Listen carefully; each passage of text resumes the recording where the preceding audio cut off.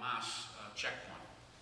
And I've heard some describe Gaza as being operated like a prison because of the lack of movement in and out.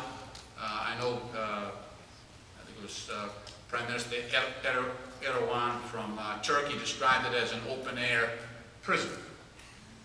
Well, from my own observation, spending time there on a couple of visits, I have to say there is some credence to the way some would perceive how that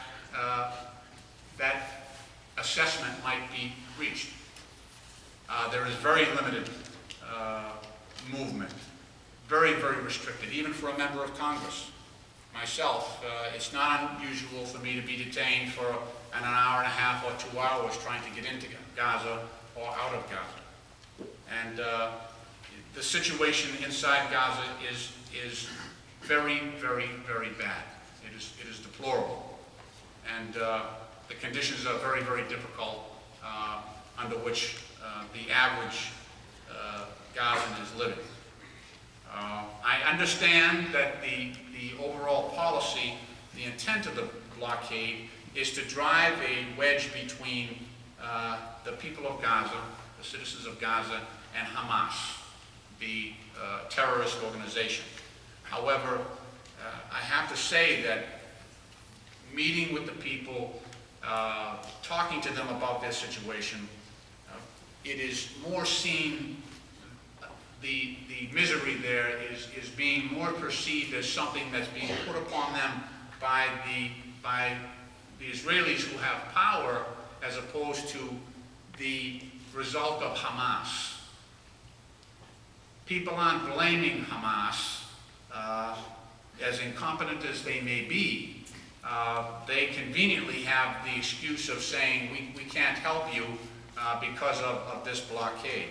It's similar to the situation in Cuba. I spent some time there. Maybe I'll talk about that later. Although there has been, I've seen disaffection expressed with Hamas in Gaza.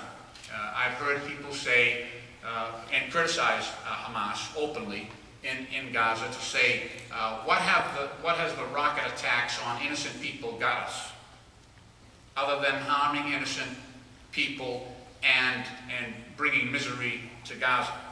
And I honestly think that popular sentiment against against Hamas's tactic in using those rockets to terrorize innocent Israeli communities, that opposition is part of the reason that I think Hamas has moved away from that policy, because it's not supported by the people in Gaza. Although there are also other groups operating in addition to Hamas inside Gaza, and it's a very, very dangerous place.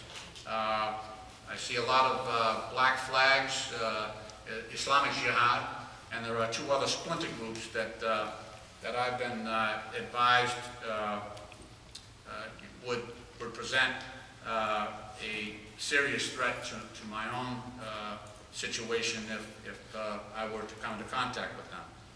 But the physical infrastructure in Gaza has been greatly damaged, not only from the Operation Cast Lead, but also because of the lack of building materials, cement, basic necessities that would be required to maintain a system, even notwithstanding the military activity there, the kinetic activity. It's not uncommon to see young Palestinian kids hopping over puddles of raw sewage in the street.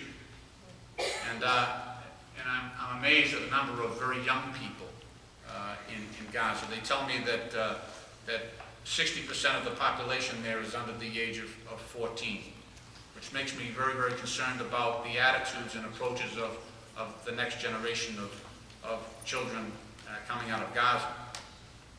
There is a general blockade on basic building supplies, cement, lumber, basic foodstuffs. On my first visit there were still about 20,000 people still living in tents and hastily repaired buildings. This was right after Operation Cast Lead, probably a few months after. Actually, probably April, and Cast Lead had occurred in December around Christmas. Now, I do understand that in the past week, Israel has broadened the list of foods permitted into Gaza to include packaged hummus, cookies, mayonnaise, ketchup, canned fruit, soft drinks, and juice will be allowed in, as well as some building supplies. But I have to confess that when I was last in Gaza, it has to be at least 6 months ago, I was also told back then that ketchup and hummus would be coming off the prohibited list.